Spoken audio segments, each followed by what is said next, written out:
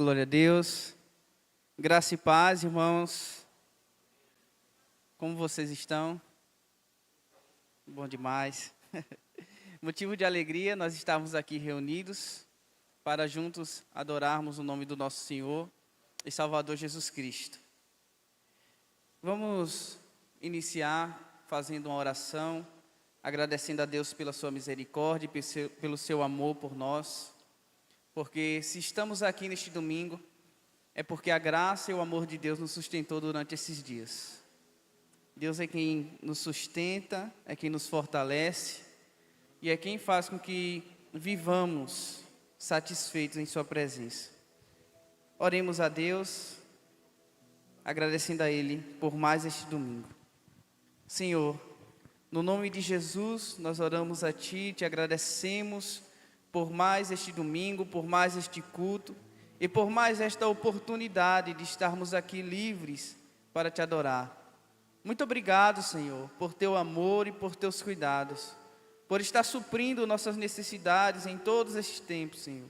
Muito obrigado pelo pão de cada dia que o Senhor tem colocado em nossa mesa, pelos livramentos que o Senhor tem nos dado, por cuidar de nós, por nos fortalecer e por nos animar em momentos de desânimo e de desconforto. Muito obrigado, Jesus, porque o Senhor tem sido o centro de nossas vidas e nós temos vivido para Ti, Senhor. Nós temos vivido para honrar Teu nome, para glorificar a Ti, pois o Senhor é o autor e consumador da nossa fé, é o Salvador das nossas vidas. Nós Te damos graças porque por causa do Teu sacrifício nós fomos perdoados, nós fomos justificados e estamos sendo santificados. Muito obrigado, Senhor, porque o Senhor tem nos sustentado em todos os momentos, nos momentos de alegria, mas também nos momentos de aflições. Obrigado, Senhor, porque o Senhor é quem conduz o curso da história e o Senhor sabe de todas as coisas.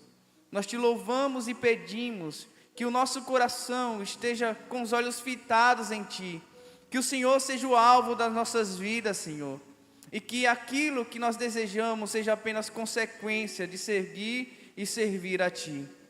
Ó Deus, que no nome de Jesus nós venhamos assumir o nosso compromisso contigo, o nosso compromisso com a verdade, o nosso compromisso com a devoção, com a Bíblia e o nosso compromisso com a Tua cruz. Pois quando o Senhor nos chamou, o Senhor disse: vinde a mim todos vós que estão cansados e sobrecarregados, e eu vos aliviarei. E o Senhor também disse, Pai, que aquele que quiser ir a Ti, deve negar a si mesmo, tomar a sua cruz e seguir a Ti. Que no nome de Jesus, nós venhamos Te seguir, mesmo que às vezes isso venha nos causar aflições, tristezas, desânimos, que o nosso alvo seja o Senhor eternamente. Fortalece as nossas vidas no começo dessa semana até o começo da outra semana. E que no nome de Jesus nós venhamos apresentar ao Senhor um louvor que Te agrada, que nós venhamos viver uma vida de louvor e adoração a Ti, porque a adoração é um estilo de vida e não apenas um momento que tiramos para vir à igreja Te adorar, Senhor. Que no nome de Jesus, no nosso trabalho, nós venhamos Te adorar, que nas nossas faculdades, colégios, escolas, que ali estejamos também Te adorando com o nosso estilo de vida, e que o Senhor seja glorificado em tudo, no nome de Jesus, amém. Glória a Deus. Vamos, neste momento, abrir as nossas Bíblias no livro de Êxodo, segundo livro da Bíblia. E nós vamos fazer a leitura até o versículo 14. Êxodo, capítulo 1, dos versículos 1 ao 14.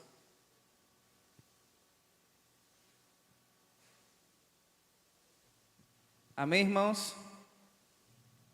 Que nos diz assim: são estes os nomes dos filhos de Israel que entraram com Jacó no Egito, cada um com a sua família: Ruben, Simeão, Levi e Judá, Issacar, Zebulon e Benjamim, Dan, Naphtali, Gade e Azer. Todos os descendentes diretos de Jacó foram 70. José, porém, já estava no Egito. Com o tempo, morreram José, todos os seus irmãos e toda aquela geração. Mas os filhos de Israel foram fecundos, aumentaram muito, se multiplicaram e se tornaram extremamente fortes, de maneira que a terra se encheu deles. Nesse meio tempo, levantou-se um novo rei sobre o Egito, que não havia conhecido José. Ele disse ao seu povo: eis que o povo do filho de Israel é mais numeroso e mais forte do que nós. Vejam, precisamos usar de astúcia para com esse povo, para que não se multiplique e para evitar que, em caso de guerra, ele se alie aos nossos inimigos, lute contra nós e saia da terra. E os egípcios puseram sobre eles feitores de obras, para os afligir com trabalhos pesados. E assim, os israelitas construíram para Faraó as cidades celeiros de Pitom e Ramassés. Mas, quanto mais os afligiam, tanto mais se multiplicavam, e tanto mais se espalhavam, de maneira que os egípcios se inquietavam por causa dos filhos de Israel.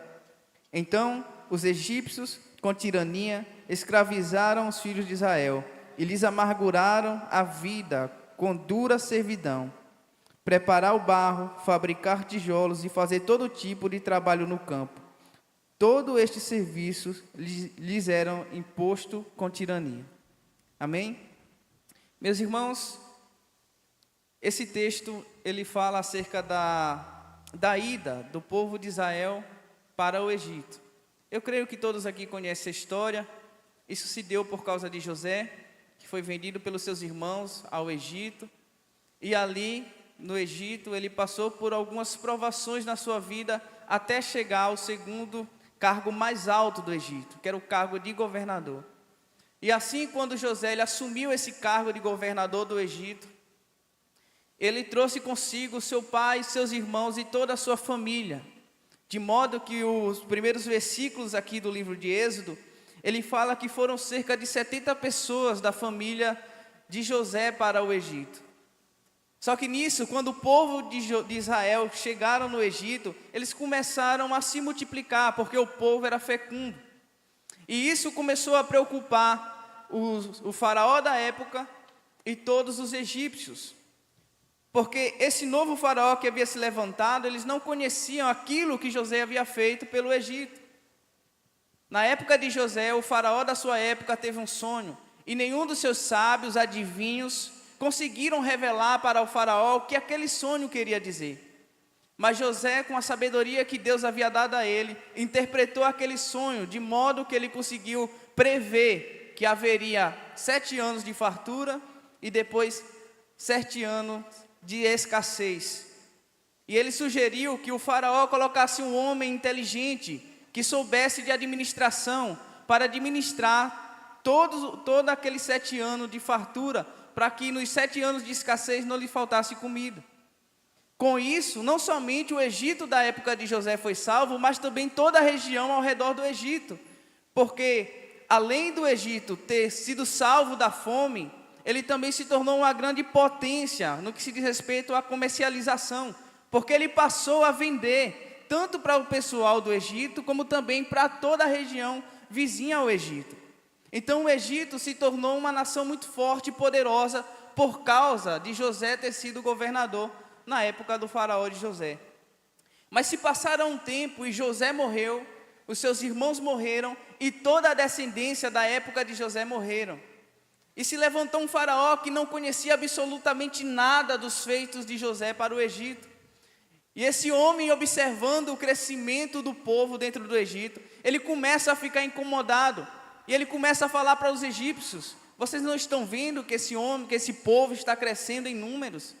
Isso pode acontecer de ele se juntar com uma nação rival à nossa e fugir do Egito. Então nós devemos oprimir esse povo, escravizar esse povo, para que ele percam as suas forças e para que eles não saiam do Egito. Só que o versículo 12 diz que quanto mais o povo era oprimido, quanto mais o povo era pressionado, mais o povo crescia.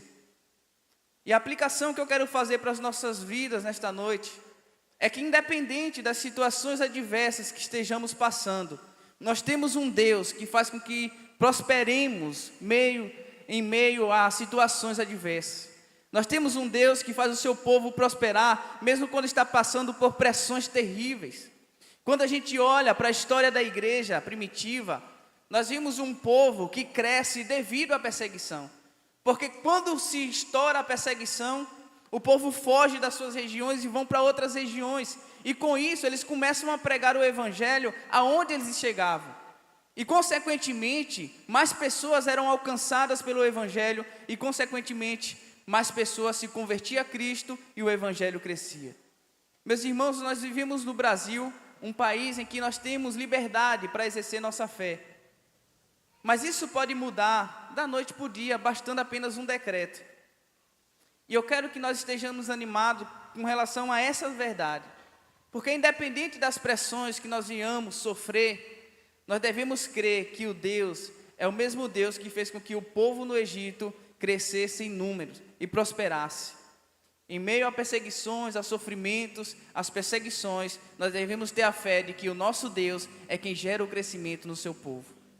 Se nós estamos passando por alguma aflição neste momento em nossas vidas, e se porventura isso chegou a ser motivo da gente querer desistir da caminhada, vamos olhar novamente para o texto e vamos olhar novamente para Cristo, porque em meio às perseguições, às tribulações, ao sofrimento, é que Deus faz com que a gente cresça. O apóstolo Paulo orou por 3 vezes para que Deus tirasse o espinho da sua carne. E o Senhor disse: a minha graça te basta, porque o meu poder se aperfeiçoa na tua fraqueza.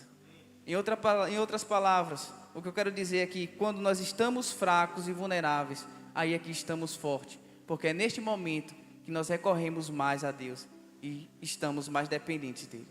Então, neste momento, vamos adorar e exaltar ao Senhor, que nos salvou, que nos resgatou e que faz com que cresçamos diante de adversidades, perseguições e sofrimentos. Porque esse Deus é o Deus bondoso. Nós devemos louvar ao Senhor porque Ele é bom e a sua misericórdia dura para sempre. Então vamos nos colocar sobre os pés, vamos louvar e exaltar o nome daquele que nos salvou. Graça e paz, irmãos. Graça e paz, irmãos. Vamos adorar o Senhor porque Ele é bom e a sua misericórdia dura para sempre. Só Ele é exaltado, só Ele é poderoso, só Ele é digno de ser exaltado e de ser adorado. E nessa noite você tem a oportunidade de exaltar o nome de Jesus. Diga: Ele é exaltado, o Rei exaltado no céu. Eu louvarei, Ele exaltado para sempre, exaltado o seu nome. Louvarei. Diga: Ele é o Senhor, sua verdade vai sempre reinar. Terra e céus glorificam seu santo nome. Ele é exaltado, o Rei exaltado no céu. Você pode dizer mais uma vez: Ele é exaltado. Cante. Ele é exaltado, o Rei exaltado nos céus. Eu louvarei, Ele é exaltado para sempre, exaltado o seu nome. Louvarei. Ele é o Senhor, Ele é o Senhor. Sua verdade vai sempre reinar. Terra e céus glorificam seu santo nome. Ele é exaltado, o Rei exaltado no céu. Diga: Ele é o Senhor, Ele é o Senhor. Sua verdade vai sempre reinar. Terra e céus glorificam seu santo nome. Ele é exaltado, o Rei exaltado no céu. Diga: Ele é o Senhor, Ele é o Senhor.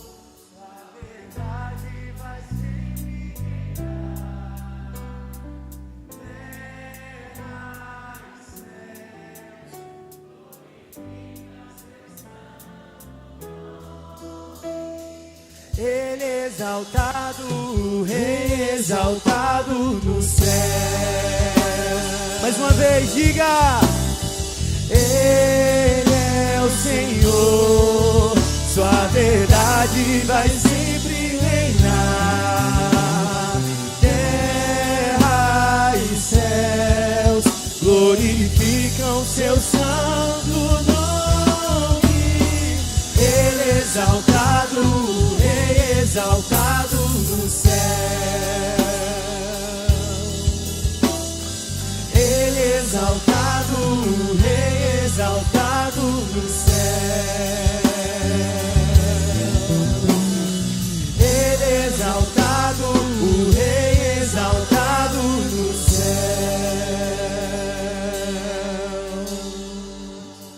Aleluia, exalte o nome de Jesus, porque só Ele tem poder para nos salvar, só Ele. Exalte a Ele com suas palavras, meu irmão. Abra sua boca nessa noite, exalte o nome dEle. O nosso Deus que está vivo, que está sentado à direita do Pai, que em breve voltará para buscar a sua noiva, uma noiva limpa, sem manchas. Nós te exaltamos, Jesus.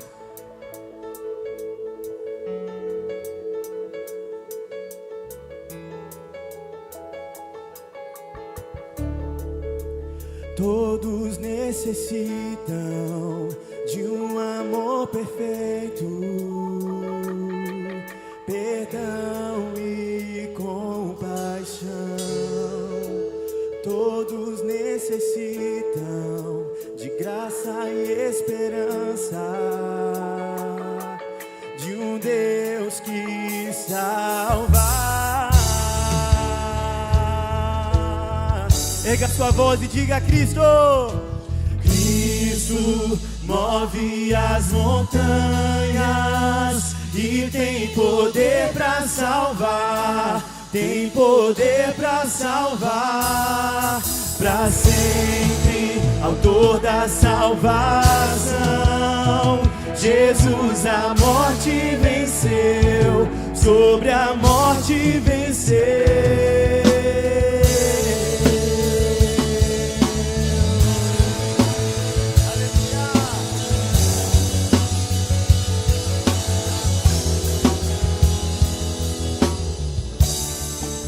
Aceitas com meus medos, falhas e temores. Enche o meu viver, minha vida entrego pra seguir teus passos. Diga: a ti me rendo. Erga sua voz, cante. Cristo move as montanhas e tem poder para salvar, tem poder para salvar, para sempre, autor da salvação. Jesus a morte venceu, sobre a morte venceu. Cristo move as montanhas e tem poder pra salvar, tem poder pra salvar, pra sempre, autor da salvação. Jesus a morte venceu, sobre a morte. Cante! Vosso mundo vem brilhar a luz, cantamos para a glória do Senhor Jesus. Cristo, vosso mundo vem brilhar a luz, cantamos para a glória do Senhor Jesus. Cante, Cristo. Cristo move as montanhas e tem poder pra salvar, tem poder pra salvar, pra sempre, autor da salvação. Jesus a morte venceu, sobre a morte. Cante, Cristo. Cristo move as montanhas e tem poder pra salvar, tem poder pra salvar, pra sempre, autor da salvação. Jesus a morte venceu. Vosso mundo vem brilhar a luz. Cantamos para a glória do Senhor Jesus Cristo. Vosso mundo vem brilhar a luz. Cantamos para a glória do Senhor. Diga, vosso mundo, Cristo. Vosso mundo vem brilhar a luz. Cante.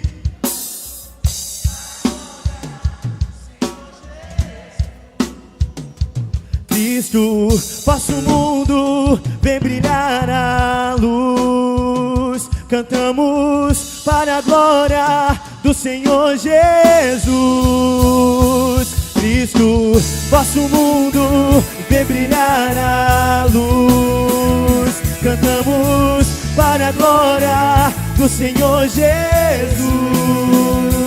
Cristo.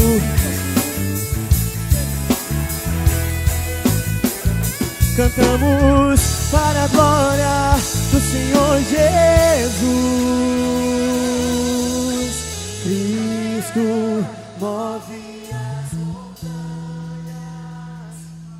tem poder pra salvar, tem poder pra salvar, pra sempre, autor da salvação. Jesus a morte venceu, sobre a morte venceu. Cante mais uma vez. Cristo move as montanhas e tem poder pra salvar, tem poder pra salvar, pra sempre, autor da salvação. Jesus a morte venceu, sobre a morte venceu.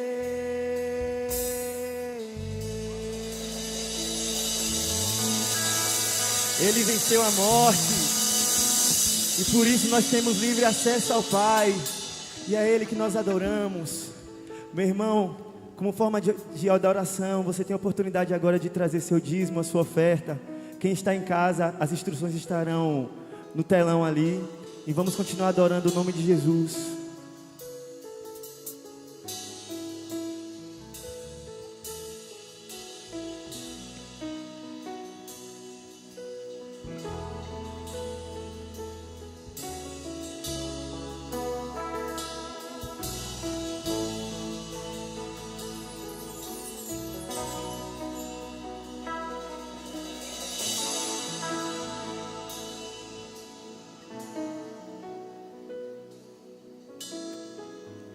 Oh Deus, me sondas,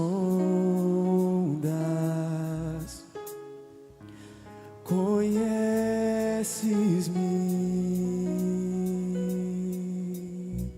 mesmo quando falho, eu sei, me amas, estás presente a me cercar. Diga, em todo tempo, em todo tempo, eu sei, me amas, eu sei, me amas. Prostro-me diante da cruz, vejo o sangue de Jesus. Nunca houve amor assim. Sobre a morte já venceu, sua glória o céu encheu. Nada irá me separar.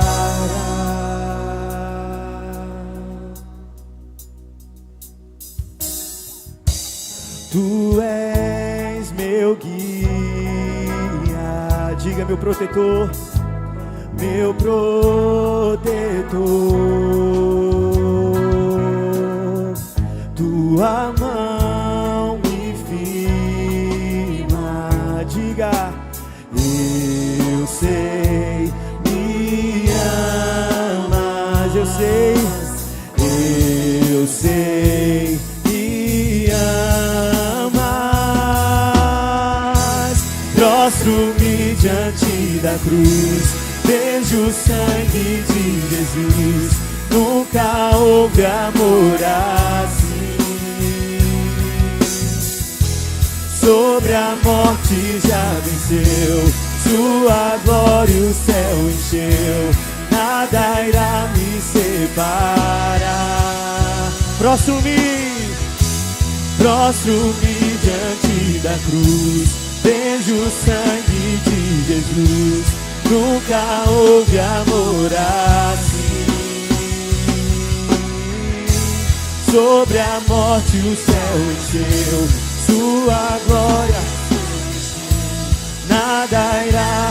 Erga suas mãos e diga: o véu rasgou, o caminho abriu, tudo consumado está. Diga: o véu rasgou, o caminho abriu, tudo consumado está.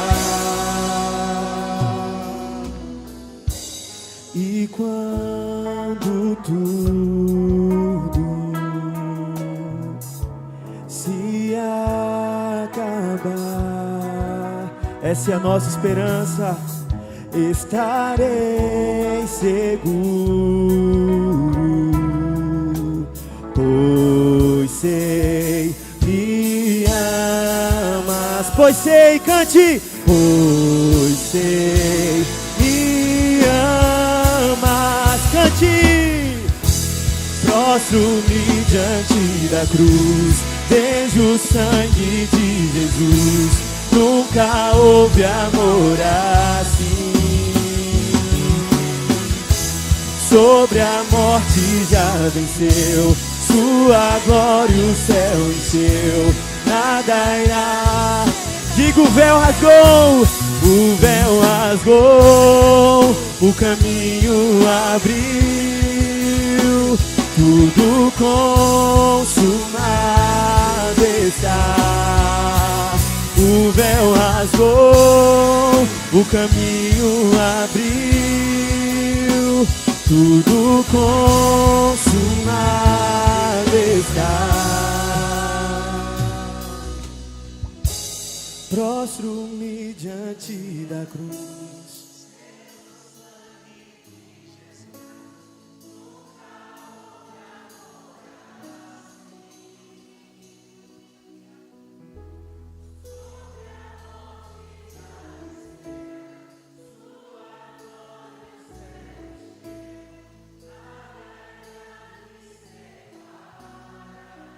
Cante mais uma vez, mais forte. Prostro-me. Prostro-me diante da cruz, vejo o sangue de Jesus. Nunca houve amor assim. Sobre a morte já venceu, sua glória o céu encheu. Nada irá me separar.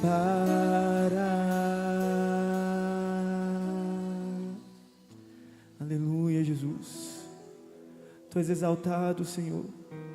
A tua igreja te adora, Senhor. Só tu és digno, Pai. Santo é o teu nome, santo é o teu nome. Poderoso é o teu nome, Jesus.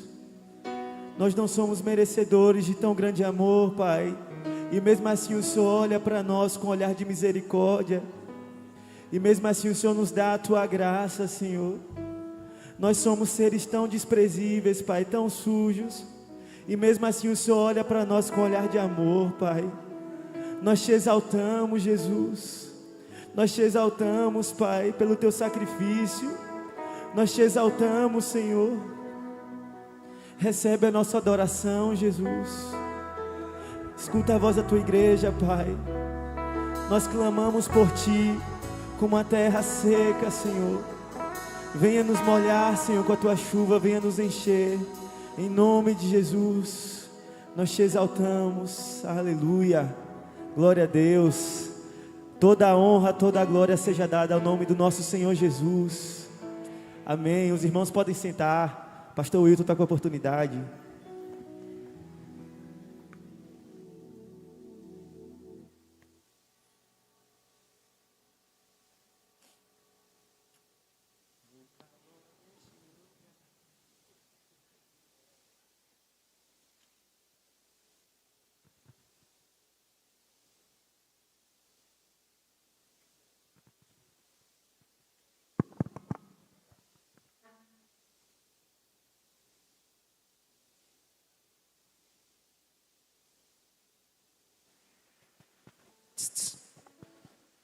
Aleluias, glória a Deus, boa noite irmãos, graça e paz. Olha o que a letra dessa música nesse último momento falou pra gente, né? Nós somos tão pequenos, tão sujos, mas a graça de Deus nos alcançou. Essa graça maravilhosa alcançou cada um de nós.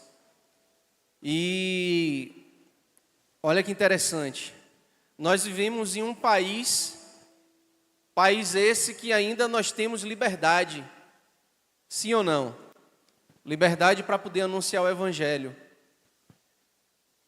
E diante dessa liberdade que nós temos para poder comunicar essa palavra da verdade, tem uma citação de Darrell Miller que ele fala que o Evangelho é a verdade. Ainda que eu não acredite, ou ainda que as pessoas não creiam, o Evangelho continua sendo a verdade. E nós precisamos aprender a viver uma vida comunicando essa verdade. Onde quer que nós estejamos, onde quer que a gente vá, essa verdade precisa ser comunicada. Comunicada com integridade, não é isso? Hoje nós vamos falar um pouco sobre o chamado para a obra missionária. Esse é um culto de missões? Esse é um culto que a gente vai falar apenas para missionários? Sim e não. Porque nós cultuamos ao Senhor todos os dias e todos nós aqui, nós somos missionários do Senhor. Amém? E por que você é missionário?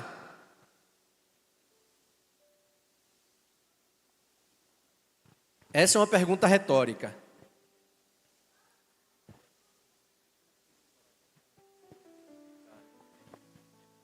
Enquanto vocês pensam aí na resposta, inclusive essa pergunta eu sempre faço, né? Por que você é missionário? Quando vocês estão pensando na resposta, eu quero chamar as crianças. Vai ter classe agora? Então vamos orar pelas crianças. Vamos lá.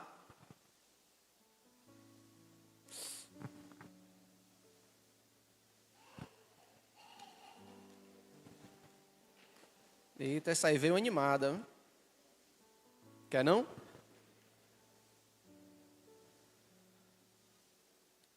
Vamos estender as mãos para cá e orar por elas. Pai Santo, em nome de Jesus, nós te agradecemos, Senhor. Tua palavra fala que o teu reino pertence às crianças. Nós oramos para que nessa noite o teu Espírito Santo possa seguir se revelando para cada uma delas de forma grandiosa. Nós acreditamos que lá dentro não é apenas uma salinha, onde essas crianças vão ter um tempo para que a gente possa ver o culto de forma tranquila, não. Elas estarão lá também cultuando ao Senhor, buscando a Tua presença, buscando a Tua face e recebendo a palavra do Senhor. Que o Teu Espírito Santo se revele para elas de forma grandiosa, para que elas possam seguir firmes, conhecendo, crescendo na presença do Senhor e vivendo aquilo que o Senhor tem determinado para cada uma delas. Em nome de Jesus, sustenta nossas crianças no Teu caminho e que o coração delas possa ser alcançado, inundados pela Tua presença nessa noite. Em nome de Jesus. Amém. Deus abençoe. Então, por que nós somos missionários, somos todos missionários. Por quê, Diego? Por conta da grande comissão. Todos nós estamos cumprindo a grande comissão, né? E que grande comissão é essa? O que é que diz lá sobre o texto da grande comissão? É uma palavrinha curtinha, né, de 3 letras. Ide. Esse ide é uma palavra imperativa, né, que nós devemos ir. Então, já que nós vivemos nesse país que temos liberdade, como é que você tem se comportado diante dessa liberdade que Deus te deu, vivendo em um país, em uma nação de liberdade? Como é que você tem manifestado essa liberdade na sua casa, na sua vizinhança, no seu trabalho, na sua faculdade, na sua cidade, no seu estado? Tem pessoas que viajam para outros estados, né? E a gente pode falar também no país que você vive. E alguns até têm a oportunidade de ir para outras nações, seja por trabalho, por passeio. E quando você está lá, você está apenas passeando, se divertindo? Ou você também se preocupa em ser um canal de bênção nas outras nações? Porque você é um missionário. Porque você está debaixo da grande comissão. Você também tem uma missão para poder cumprir. Existem profissões que são fantásticas, que passam o tempo todo pessoas. Quem trabalha com comércio, quem trabalha atrás de um balcão. Fantástico, é um campo missionário incrível. Porque todo o tempo está passando gente nova ali, e você tem a oportunidade de ser um canal de bênção para comunicar a verdade de Deus para aquelas pessoas. Quem é da área de saúde, o dentista que está lá na sua mesa de dentista, quantas pessoas passam naquela mesa? O médico, quantas pessoas ele atende no seu consultório, dia a dia? Um professor que está na sala de aula e tem ali seus alunos, tem os seus colegas da escola. Quantas pessoas a gente tem em oportunidade? Tudo bem, você não está em nenhum desse lugar, você é dona de casa, mas tem um marido ou tem a esposa que ainda não serve ao Senhor, tem um filho que ainda não serve ao Senhor. E você tem uma rica oportunidade de comunicar o Evangelho para essa pessoa também. Ah, mas eu só vou para a academia. Olha aí, a academia é um lugar excelente para evangelizar. Quantas pessoas a gente vê numa academia? Ou você vai para a academia apenas para poder ficar saradão, para poder ficar bem na saúde? Não, Deus te colocou ali para você evangelizar aquelas pessoas que estão ali. Então, como eu posso ser chamado para essa obra missionária? Eu quero apontar 3 formas do chamado de Deus. Na verdade, são 3 esclarecimentos.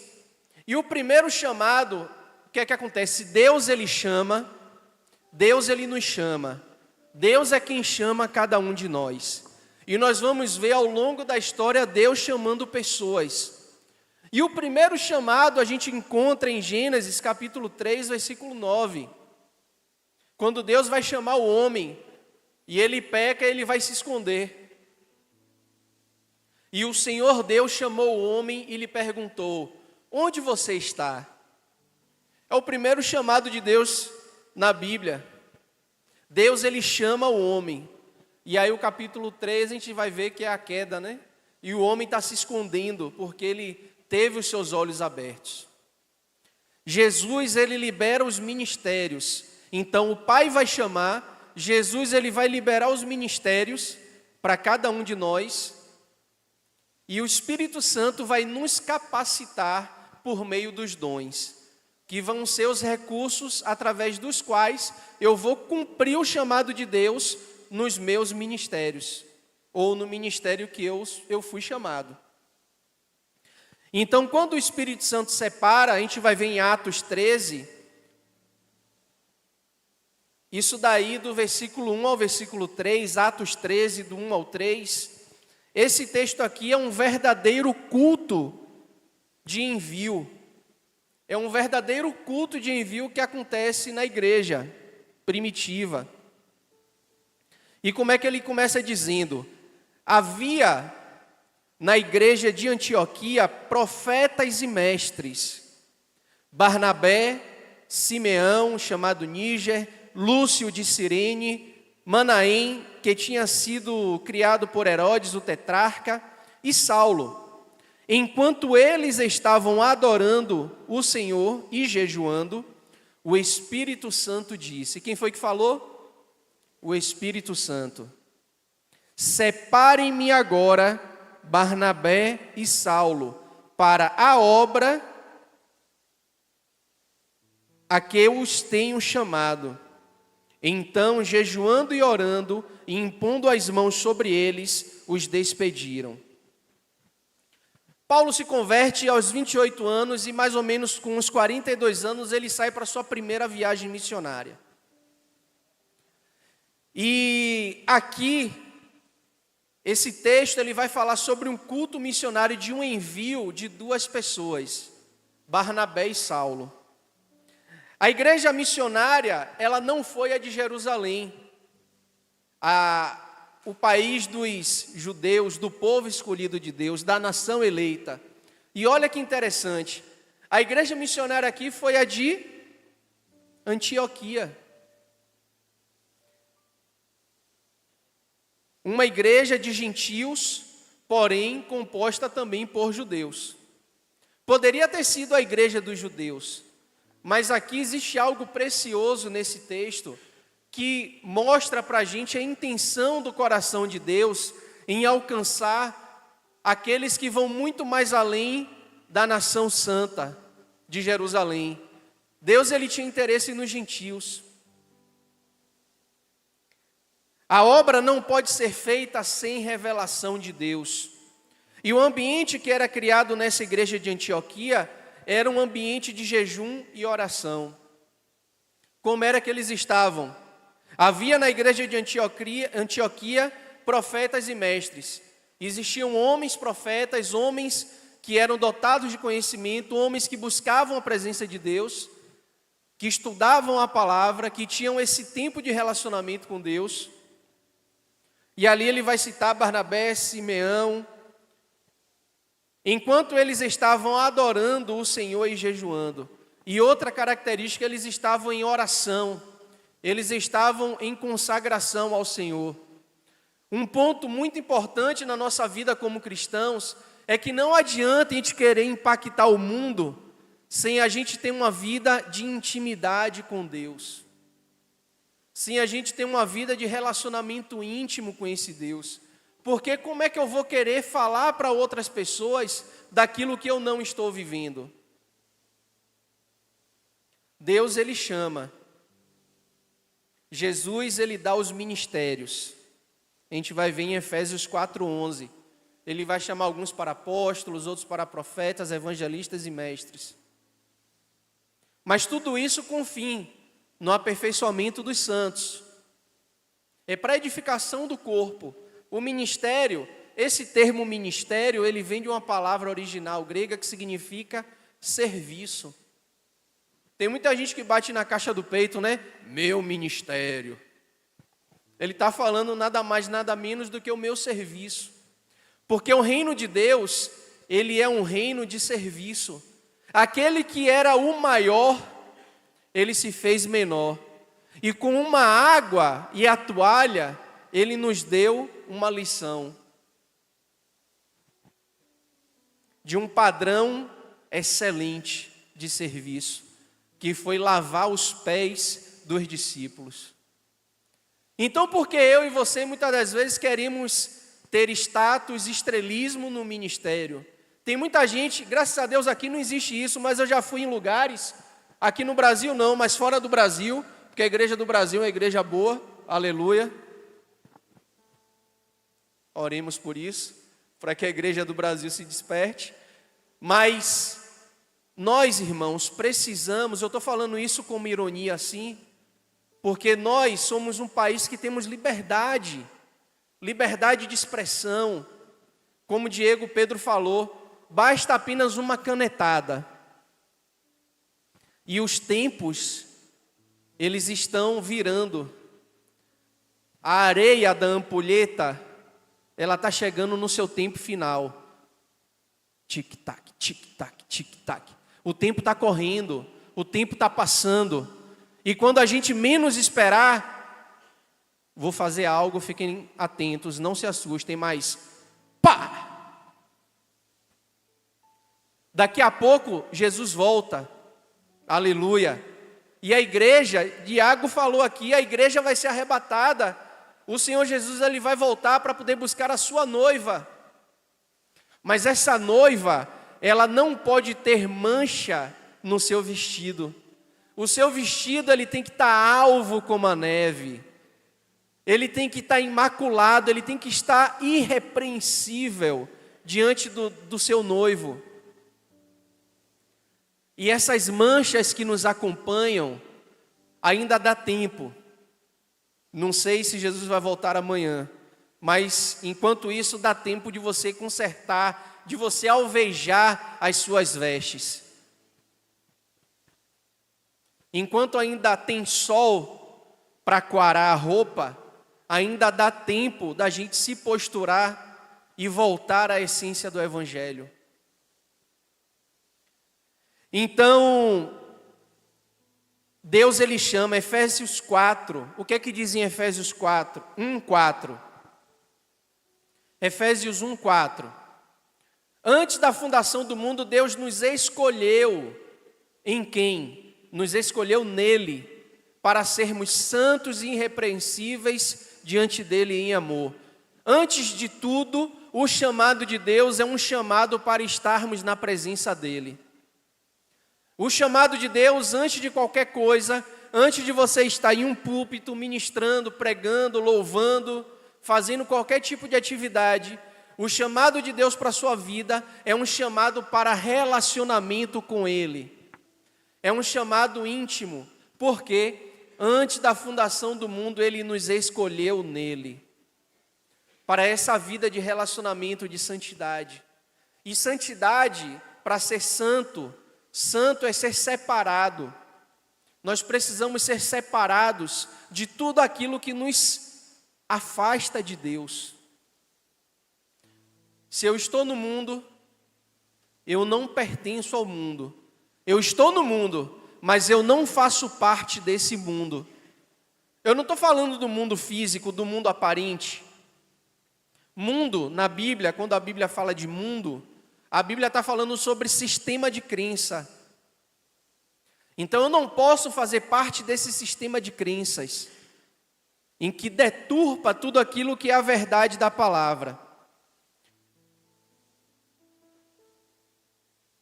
1 Coríntios 12, do 4 ao 11, vai dizer sobre as diversidades de dons. Então Deus ele vai chamar, Jesus, ele em Efésios 4:11, ele vai distribuir ministérios, mas o Espírito Santo vai dotar a gente com esses dons, que a gente vai ver em 1 Coríntios 12, do 4 até o 11. E para que servem esses dons? Os dons servem para a gente poder exercitar e edificar o corpo de Cristo. Quais são os dons? Dons de conhecimento, dons de cura. O dom de conhecimento, você está em um lugar, você sai no seu trabalho, você vai encontrar o seu colega de trabalho e vai pedir a Deus: Senhor, me dá uma palavra para esse meu colega. Você está na faculdade, pede uma palavra a Deus para esse seu colega de faculdade. E Deus ele vai lhe dar uma palavra específica para essa pessoa. E você vai anunciar o reino de Deus para ela. Atos 13, do 1 ao 3. A gente viu que essa igreja de Antioquia era uma igreja cheia de dons. Existiam profetas, homens cheios do Espírito Santo, que eram ali usados de forma maravilhosa por Deus. E o Espírito Santo vai comunicar para eles: olha, separa agora Barnabé e Saulo para a obra que eu determinei para eles. E aqui em momento nenhum ele disse qual era a obra, mas Saulo e Barnabé se prontificaram a irem cumprir o chamado. E o chamado, irmãos, ele vai ser revelado à medida que eu vou caminhando, à medida que eu obedeço, à medida que eu respondo o chamado de Deus, esse chamado vai ficando claro diante dos meus olhos. Ah, pastor, eu ainda não tenho clareza do meu chamado específico. Mas se você continuar obedecendo a palavra de Deus, se você continuar obedecendo ao chamado de Deus na sua vida, na caminhada de obediência, esse chamado vai se tornar claro. E o ministério específico que Deus tem para a sua vida, ele vai se tornar claro. E você vai saber, uau, Deus me chamou para essa finalidade. Porque nem todo mundo vai ser pastor, nem todo mundo vai ser apóstolo, profeta, evangelista, mestre. Deus ele vai chamar alguns para determinadas áreas. Então a obra ela não é feita sem a revelação. A gente precisa desse ambiente de intimidade, de relacionamento com Deus. Então o Espírito Santo mandou separar Paulo e Barnabé para a obra e não falou qual era a obra. Essa obra ela vai se revelar à medida que eu vou obedecendo. Atos 14, 26 e 27 vai dizer: a igreja em Antioquia mandou Paulo para as 3 viagens missionárias, e em sua volta eles deram relatório informando como foi esse tempo. Uma coisa interessante que acontece é que nós temos prestações de conta. A gente está falando de manhã sobre discipulado. O discipulado também, ele se enquadra em um processo de prestação de contas.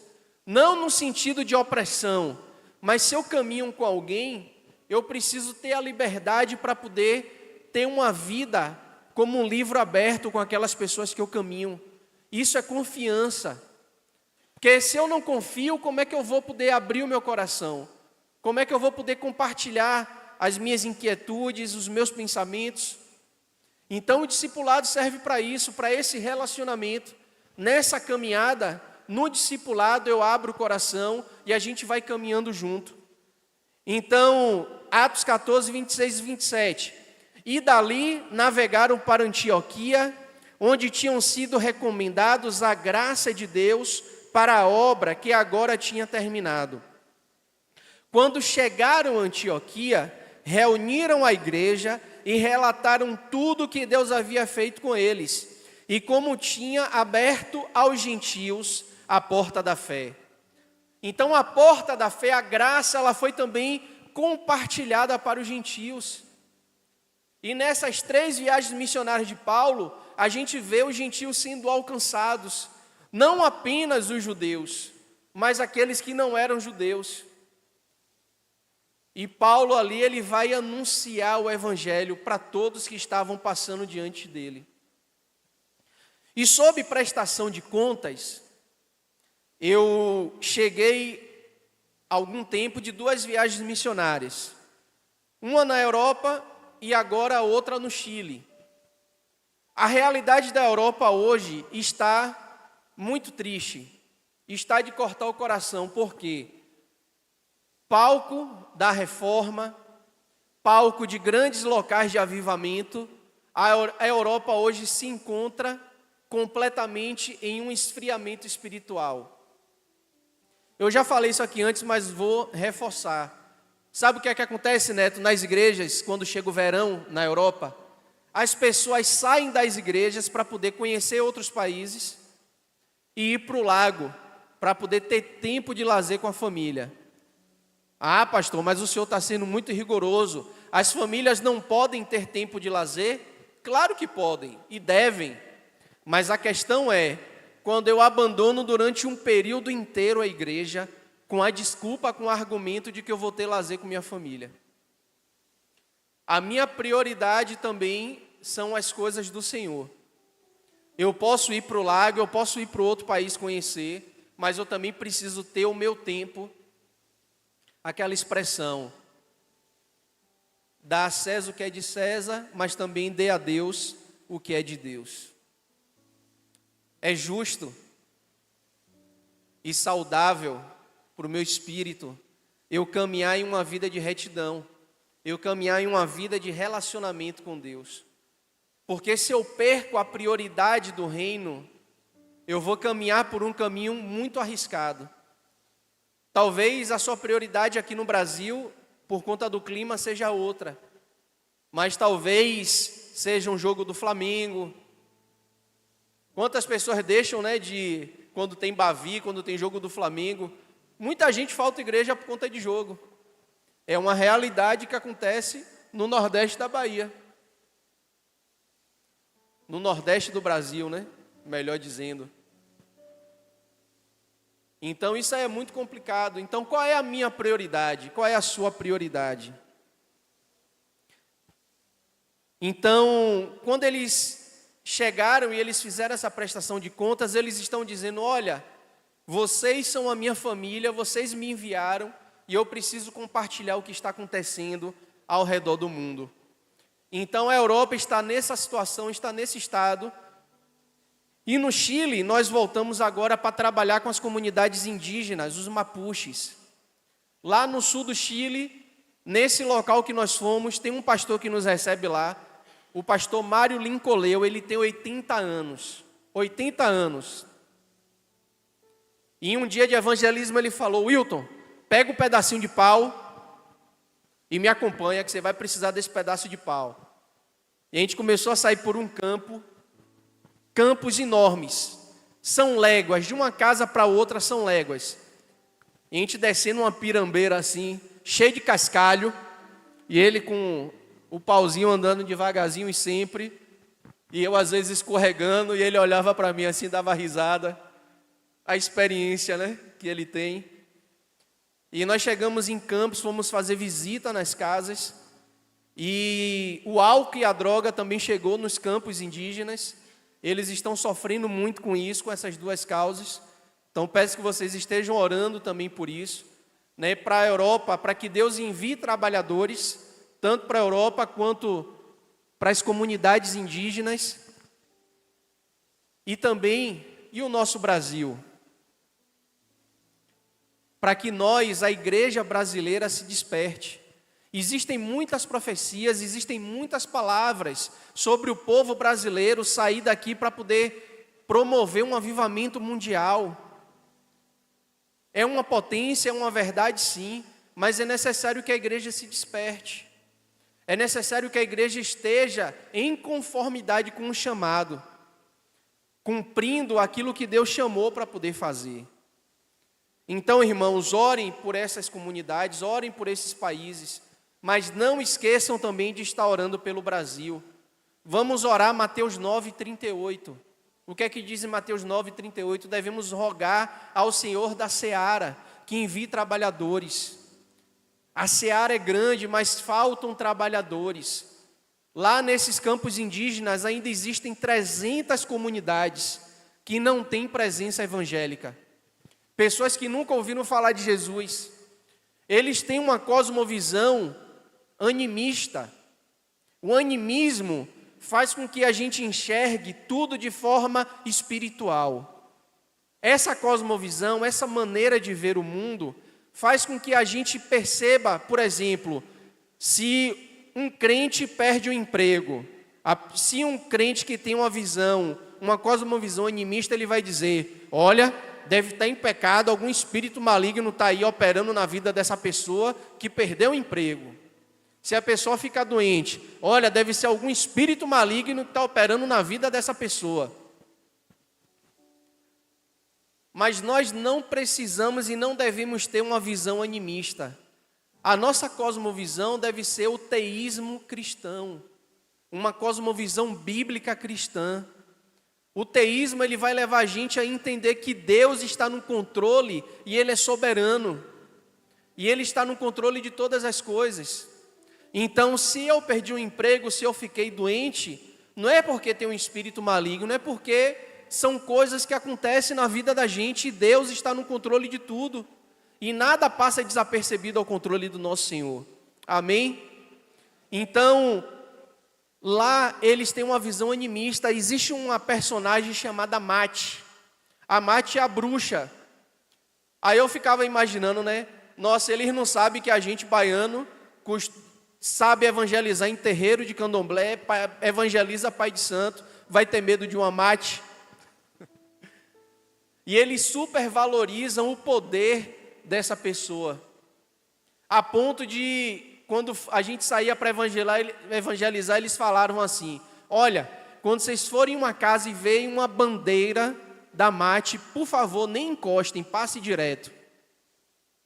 Porque senão vai ter retaliação e tem que estar muito bem preparado espiritualmente, coisa e tal. E um medo colocando um poder no inimigo que ele não tem. Quem é maior?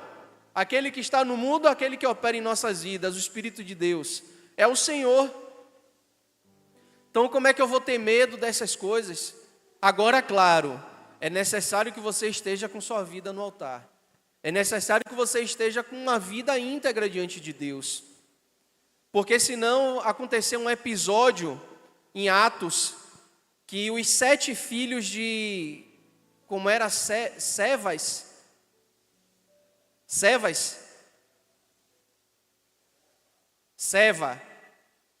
Então os 7 filhos dele foram expulsar demônios em nome do Deus de Paulo. E o que foi que aconteceu? Eles começaram no nome do Jesus que Paulo prega. Os demônios deram uma surra neles e botaram para correr. Porque eles não tinham relacionamento com Deus. Não é apenas, irmãos, eu dizer: olha, eu vesti uma roupa de crente, eu sou crente, estou vindo para a igreja, botei aqui a roupa de crente, eu sou crente. Não é a roupa que comunica a santidade. É o caráter, é a postura, é a vida. Então, quem sou eu na minha casa? Tem muita gente que está nos púlpitos, que está nos lugares, em classes, mas em casa está com a vida bagunçada. No mundo todo, não estou falando daqui, estou falando um exemplo geral, da igreja de modo geral. Mas quer conhecer quem é a pessoa? Frequente a casa da pessoa. Quer saber quem é o pastor Wilton? Vá lá em casa. Eu moro ali na Missão, número 101, um portão azul. É só entrar e me procurar lá, qualquer dia da semana. Pode ir lá, para saber como é que eu trato minha esposa, meus filhos.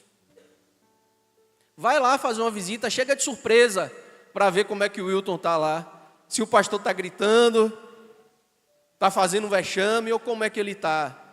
Ou se vai estar orando, lendo a Bíblia. Relacionamento é isso, irmão. Para a gente poder saber, a gente tem que se relacionar. A gente tem que caminhar junto. O reino de Deus é um reino de verdade. A gente não pode andar isolado, não pode andar no reino da mentira. Então, chamados acontecem diante da presença de Deus. Deus, ele não vai chamar ninguém que não esteja diante da presença dele. O chamado de Moisés, em Êxodo 3, do 1 ao 10. Todo mundo conhece a história. A sarça ardendo, pegando fogo e não se consumia. E Moisés aparece, vai à presença dessa sarça. E ali tem um chamado de Deus para Moisés. E ele fala que ele ouviu o clamor do povo de Deus contra os cananeus, contra os heteus, os amorreus, os fariseus, os jebuseus, pois o clamor dos filhos de Israel chegou até mim, e também vejo a opressão com que os egípcios os estão oprimindo. Agora venha, e eu o enviarei a Faraó, para que você tire do Egito o meu povo, os filhos de Israel. O chamado de Saulo em Atos 9, do 3 ao 8. Muitos dizem que ele caiu do cavalo, né? Não é o que o texto diz, mas diz que Saulo se prostrou em terra, quando aquela luz se apresentou para ele. E ele vai perguntar, Saulo, Saulo, por que você me persegue? E ele perguntou, Senhor, quem é você? E a resposta foi, eu sou Jesus a quem você persegue, mas levante-se e entre na cidade, onde lhe dirão o que você deve fazer. Outro chamado, mas para isso Saulo esteve na presença do Senhor. O chamado de Isaías, capítulo 6, versículos 5 e 8. Todo mundo conhece Isaías, né? Vai dizer, ai de mim,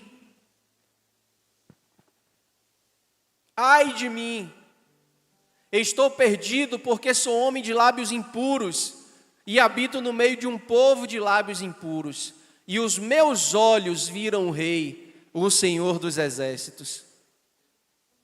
Deus, Ele chama pessoas, mas Ele chama pessoas diante da presença dEle.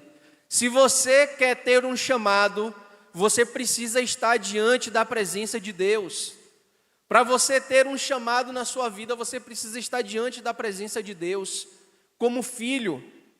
Lá em cima a gente falou que Deus chama, Jesus ele libera os ministérios, mas o Espírito Santo concede dons. E o chamado é justamente esse, Efésios 1:4, para estarmos na presença dEle. Irmãos, missão se faz com compaixão. Mateus 9:35 ao 38, vai dizer, e Jesus percorria. Jesus, ele estava parado para fazer a vontade do Pai, sim ou não? O que era que Jesus estava fazendo aí? Estava em movimento. Jesus percorria todas as cidades e aldeias, fazendo o quê? Ensinando nas sinagogas, pregando o evangelho do reino. E aqui o que era que ele estava pregando? O que é que nós devemos pregar? Não é qualquer mensagem. Nós precisamos pregar o evangelho, e não é qualquer evangelho, é o evangelho do reino de Deus. Eu sou um pregador que eu tenho poucas palavras. E as minhas poucas palavras vocês sempre vão me ouvir falar sobre a importância de uma vida de intimidade com Deus e pregar o evangelho do reino. Porque o evangelho, ele tem que ser do reino de Deus. Reino tem a ver com governo. E Deus, ele é o único que deve governar a minha vida e a sua vida. Deus, ele não chamou você para você ser dono da sua vida. Se você quer caminhar no reino de Deus, você tem que morrer para a sua vontade. E a sua vontade tem que ser posta de lado, para que a vontade soberana de Deus, ela esteja atuante na sua vida. Para que você possa experimentar a boa, agradável e a perfeita vontade de Deus. Então ele estava pregando o evangelho do reino e curando todo tipo de doenças e enfermidades. Ele percorria, ensinava, pregava o reino, ele curava pessoas.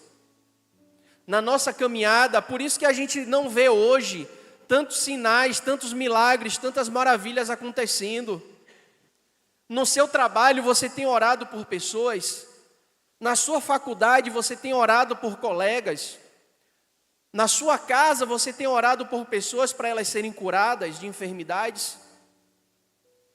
Irmãos, existe o dom da cura, o Espírito Santo também dá o dom de cura, a cura é um dom.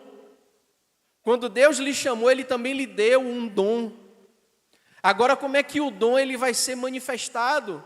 Ele vai se tornar evidente à medida, à proporção que eu exercitar esse dom. Se eu não exercito o dom, ele vai ficar atrofiado, é que nem uma academia, é que nem um músculo. A gente precisa trabalhar o músculo, senão ele atrofia. A gente também precisa trabalhar a nossa musculatura espiritual, os dons. A fé é um dom. A gente precisa exercitar a fé. Quando eu fui para o Chile agora, da equipe foram 7 pessoas. Todos eles já tinham passagem comprada. No dia do culto de envio, todo mundo já estava com a passagem comprada. Eu, minha esposa e minha filha, a gente não tinha comprado a passagem ainda, mas nós estávamos lá por fé. Eu estava exercitando esse dom, o dom da fé. E no dia seguinte, eu comprei a passagem, mais barata do que o pessoal comprou, e cheguei primeiro do que o pessoal tinha agendado a passagem deles. E aí se cumpriu a palavra, que os últimos serão os primeiros. Esse Deus é brincadeira, rapaz. Deus é maravilhoso demais. E nós ainda chegamos lá no local primeiro do que a equipe.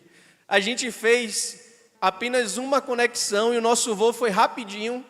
E o pessoal pegou 2 conexões, demoraram 2 dias para chegar no lugar. Deus é fiel. E se eu não tivesse exercitado a fé, muito possivelmente eu não teria vivido, experimentado o que eu experimentei naqueles dias. Dos dias 7 a 24 do mês passado. E tampouco eu poderia ter experimentado vidas que nunca tinham ouvido de Jesus, ouvir de Jesus pela primeira vez. É o segundo ano que eu vou e é o segundo ano que eu encontro pessoas que nunca ouviram falar de Jesus. E é uma experiência, irmãos, incrível. Você falar de Jesus para uma pessoa que nunca conheceu Jesus. E você orar com essa pessoa, eles fazendo a oração da entrega, é muito especial, é muito incrível. Então a missão, ela se faz com compaixão. Então, curando todo tipo de doenças e enfermidades. Ao ver as multidões, Jesus se compadeceu delas, porque elas estavam aflitas e exaustas, como ovelhas que não têm pastor. Talvez você vá ser o pastor daquele grupo de colegas que você tem. Não no sentido ministerial, mas no dom do pastoreio, porque o pastoreio também é um dom. O dom do cuidado. É necessário que a gente aprenda a ter o dom do pastoreio, o dom do cuidado. Jesus, ele se compadeceu daquelas pessoas. Você tem se compadecido das pessoas? Imagina se entra um morador de rua aqui agora. Normalmente, a reação das pessoas vai ser uma estranha e leve e rápida ojeriza daquela pessoa. Talvez por conta da roupa suja, do fedor. Mas essa classe de pessoa, ela é para ser acolhida pela igreja de Cristo. É papel nosso acolher esse tipo de pessoa. Hoje de manhã nós vimos, também nós precisamos exercitar esse dom do amor para os domésticos da fé. Talvez não seja um mendigo, um morador de rua que entre, mas entre nós tem pessoas que possam estar passando por alguma dificuldade. Talvez não seja nem financeira, mas uma necessidade de atenção, de conversa, de cuidado. E eu estou tendo atenção com o meu irmão, com o doméstico da fé. Nós precisamos cuidar uns dos outros. Nós precisamos ser, quem gosta de filme medieval? Eu gosto. Guerra de Reinos, aqueles castelos. Nessas minhas viagens eu visitei alguns castelos e é uma coisa incrível o castelo. Aquela construção de pedra, as muralhas de pedra, escadas de pedra, é uma coisa fantástica de ver. Imagina você, como discípulo de Jesus, você olhando para o seu semelhante e não tendo compaixão dele também. Então Jesus, ele teve compaixão. Então Jesus disse aos seus discípulos: a seara é grande, mas os trabalhadores são poucos. Por isso peçam ao Senhor da seara que mande trabalhadores para a sua seara. É necessário que a gente ore por esses trabalhadores. O tempo está correndo, o tempo está passando, o relógio está batendo tic-tac, tic-tac, tic-tac. E daqui a pouco Jesus volta. E não vai adiantar a gente cantar aqui em cima, Maranata, ora vem Senhor Jesus. Do que adianta eu cantar Maranata se eu não estou indo para cumprir o equibalo? O que adianta eu não estar indo cumprir o evangelismo? Lucas 4:20 vai dizer: se alguém disser, amo a Deus, eu amo a Deus, eu amo a Deus, mas odiar o seu irmão, este é mentiroso. Pois quem não ama o seu irmão, a quem vê, não pode amar a Deus, a quem não vê. Uau! Então, muito cuidado ao abrir a boca para dizer que ama a Deus.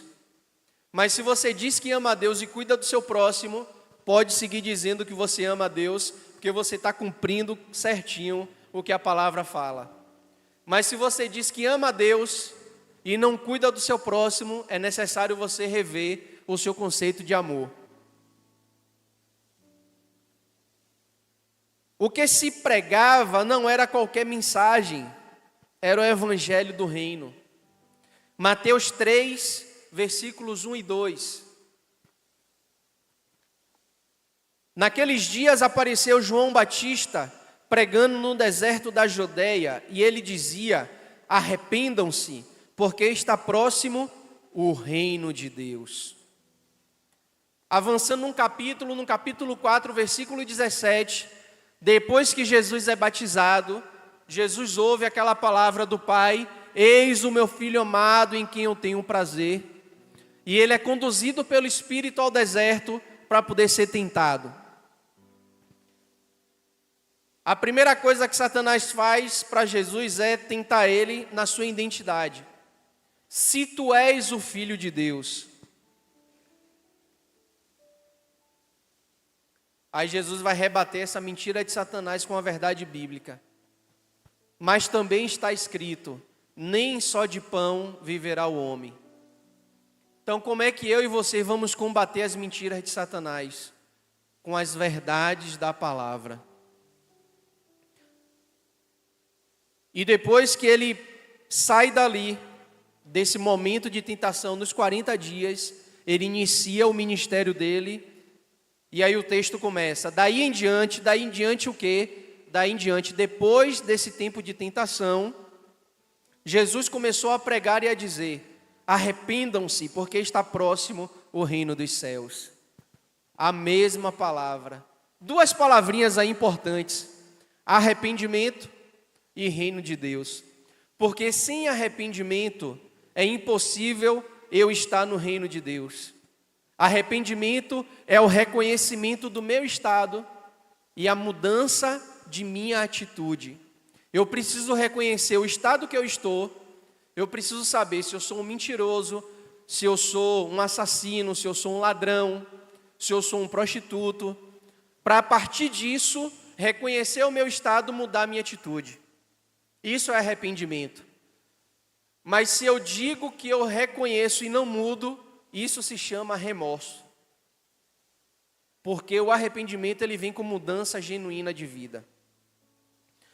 Em Atos 8, 12 vai dizer: quando, porém, deram crédito a Filipe, que os evangelizava a respeito do reino de Deus e do nome de Jesus Cristo, iam sendo batizados tanto homens quanto mulheres.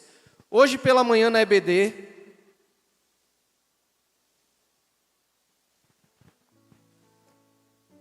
a gente chegou a falar sobre a questão do batismo, né?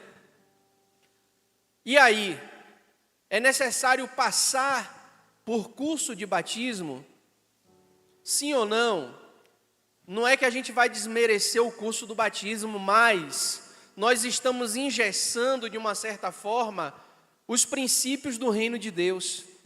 Porque biblicamente, nenhum deles passou por um curso de batismo para ser batizado. Eles iam reconhecendo e iam sendo batizados. Esse Filipe aqui não é o eunuco. Aquela história do eunuco é um outro momento aqui. Filipe aqui está naquele contexto em que aparece Simão, o mágico. E aí ele sai evangelizando, ele vai falando, e quando percebem quando porém deram crédito a Filipe, que evangelizava a respeito do reino, o reino de Deus foi tão potente, a mensagem do reino, do governo de Deus, foi tão marcante que até aquele mágico, ele se inclinou às verdades do reino de Deus. E ele deixou para trás aquela vida que ele levava, e ele passou a acompanhar de perto Filipe na caminhada. E muitos iam sendo batizados. Atos 3, 19 ao 20. Portanto, arrependam-se e se convertam. Novamente a palavra arrependimento. Para que sejam cancelados os seus pecados, a fim de que, da presença do Senhor, venham tempos de refrigério e que Ele envie o Cristo, que já foi designado para vocês, a saber, Jesus. Muitas pessoas não estão tendo refrigério em suas vidas, estão passando por opressão, dificuldades. Quantas pessoas aí fora estão sofrendo? Mas para que o refrigério venha na vida dessas pessoas, é necessário que haja primeiro arrependimento e conversão. Se a pessoa se arrepende, ela se converte, porque ela vai saber quem ela é e que reino ela está ouvindo, ela vai pertencer ao reino de Deus. Mas se ela não ouvir a mensagem do evangelho do reino, ela não vai ouvir as mensagens da verdade. E como elas serão libertas? Romanos capítulo 10, versículo 14 e 15 que fala, né? Como ouvirão se não há quem pregue? Como pregará se não forem enviados? Então, como eles vão se converter se eles não ouvirem a palavra do evangelho? Como é que eu e você estamos nos locais que nós estamos de braços cruzados? Deus, Ele está chamando cada um de vocês nessa noite a um arrependimento genuíno e a uma mudança de mentalidade. Paulo aos Romanos, no capítulo 12, 1 e 2, ele vai falar sobre metanoia, sobre mudança de mentalidade, sobre arrependimento. Porque a gente não deve se conformar com este mundo, a gente não deve tomar a forma do sistema de crenças do mundo, a gente não deve se conformar com as coisas do mundo, a gente deve mudar a nossa mentalidade e anunciar o ano aceitável do Senhor, para que eles possam crer em Jesus Cristo. E para finalizar, 2 Timóteo, capítulo 4, dos versículos 1 ao 5. Diante de Deus e de Cristo Jesus, que há de julgar vivos e mortos, pela sua manifestação e pelo seu reino, peço a você com insistência, que pregue a palavra, insista, quer seja oportuno, quer não, corrija, repreenda, exorte, com toda a paciência e doutrina, pois virá o tempo em que não suportarão a sã doutrina, pelo contrário, se rodearão de mestres segundo a sua própria cobiça, como que sentindo coceiras nos ouvidos. Eles se recusarão a dar ouvidos à verdade, entregando-se a fábulas. O que é uma fábula? É uma mentira. E o que é a mentira? É a ausência da realidade. Porque a verdade é aquilo que é real. A verdade é Jesus. Jesus, ele é real. Jesus vai dizer que eu sou o caminho, a verdade e a vida. Ninguém vem ao Pai se não for por mim. Então ele é a verdade. Ele afirma que ele é a verdade porque existe no mundo o espírito do engano, o espírito da mentira. Então, não tem como.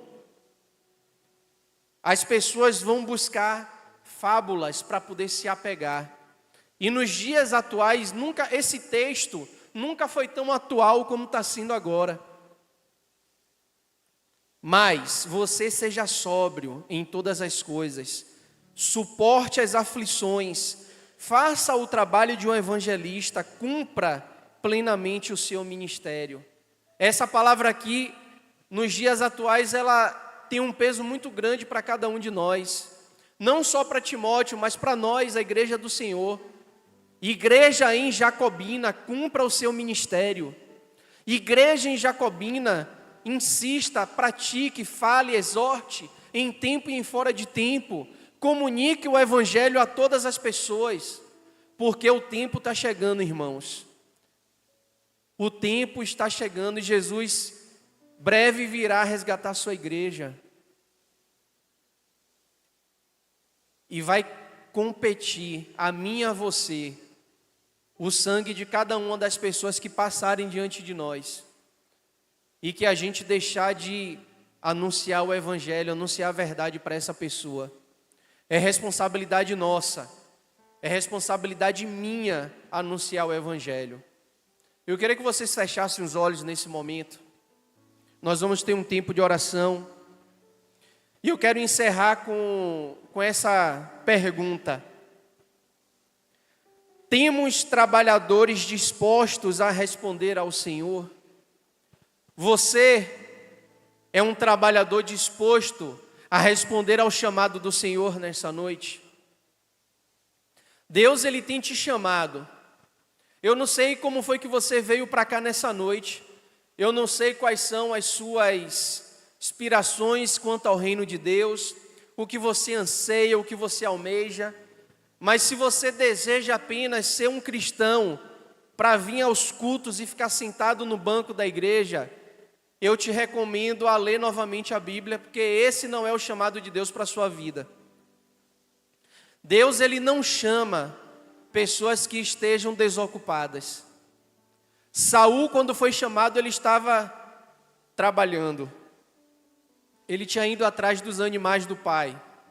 Davi, quando foi chamado, ele estava cuidando das ovelhas do seu pai, Jessé. Cada um deles, cada um dos chamados de Deus na Bíblia, aqueles homens e mulheres estavam trabalhando. Eles não estavam desocupados. Deus, Ele não te chamou para ficar esquentando o banco de igreja. Às vezes essa palavra soa como dura, como pesada, mas é um chamado de atenção em amor. Porque se eu vejo o meu irmão que não está despertado, eu preciso animá-lo. É o que o texto de Timóteo está dizendo. Eu preciso animar o meu próximo, eu preciso animar o meu irmão a cumprir o chamado de Deus na vida dele. Então, irmãos, em nome de Jesus, eu queria que nesse momento você começasse a orar aí, durante 1 minuto. Comece a orar, enquanto o pessoal do louvor está solando uma música.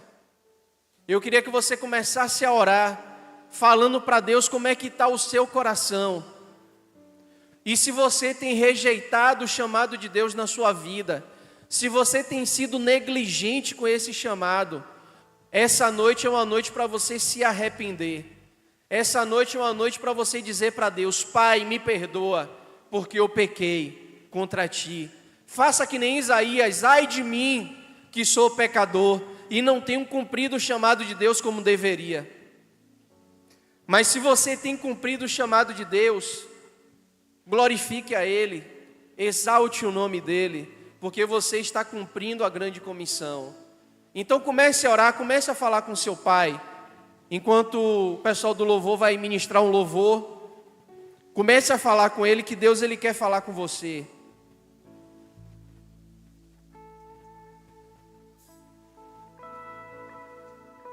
Teu sangue leva-me além, a todas as alturas, onde ouço a tua voz, fala de tua justiça pela minha vida.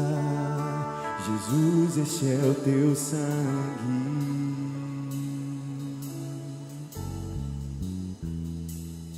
Tua cruz mostra a tua graça, fala do amor do Pai, que prepara para nós um caminho para Ele, onde posso me achegar somente pelo sangue.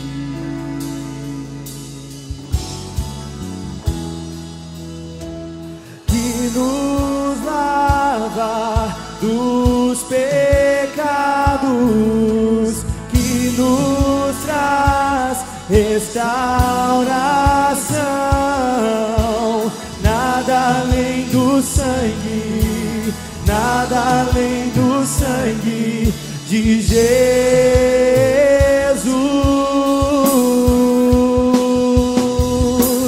que nos faz brancos como a neve, aceitos como amigos de Deus. Nada além do sangue, nada além do sangue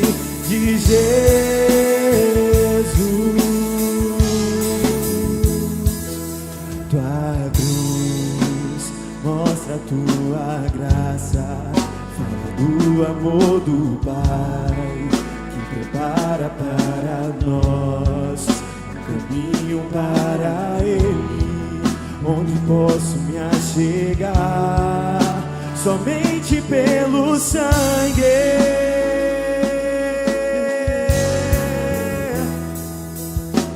que nos lava dos pecados, que nos traz restauração. Nada além do sangue, de Jesus,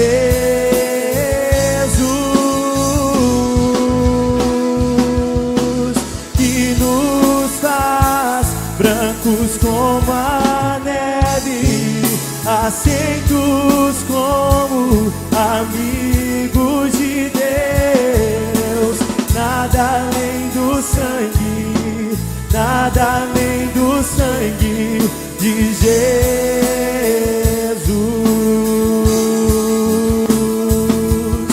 E eu sou livre,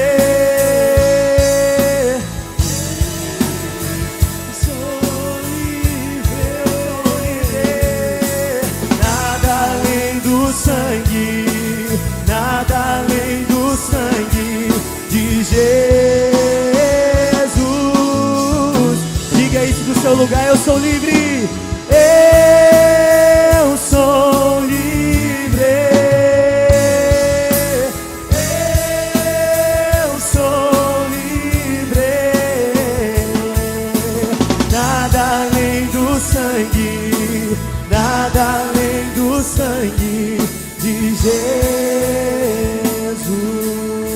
Aleluia. Espírito Santo, nessa noite nós glorificamos o Teu nome. Muito obrigado, Senhor, pela palavra dessa noite.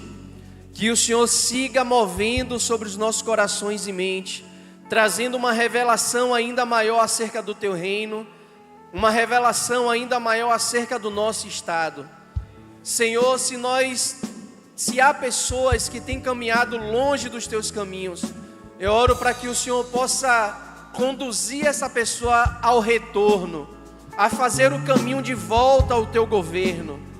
Conceda força, conceda, Senhor, novo ânimo, restaura, Senhor, a mente, o coração, gera fome e sede da Tua presença nesse coração.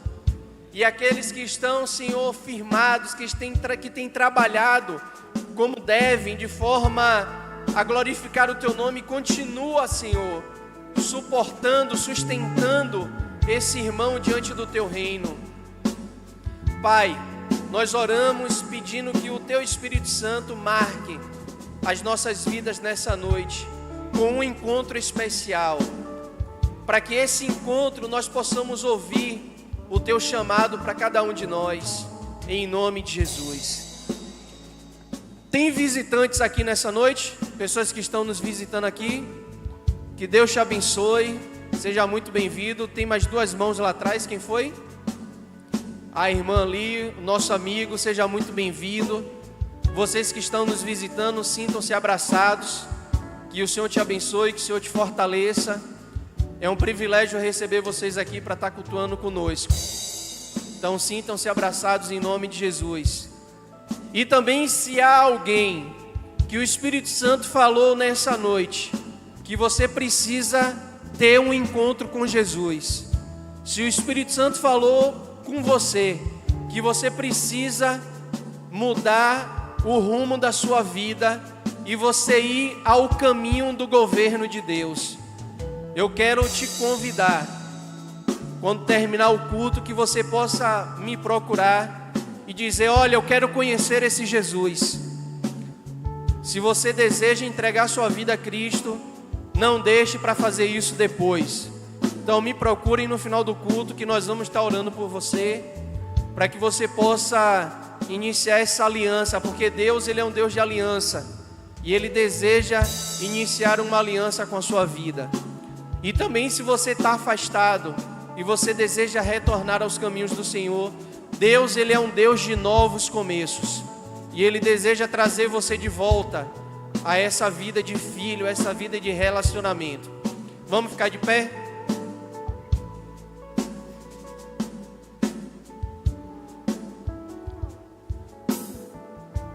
Que o amor de Deus Pai, a graça do nosso Senhor Jesus Cristo e as doces consolações do Espírito Santo de Deus possam inundar sua vida hoje e sempre. Que o Senhor te dê uma semana abençoada na presença dEle.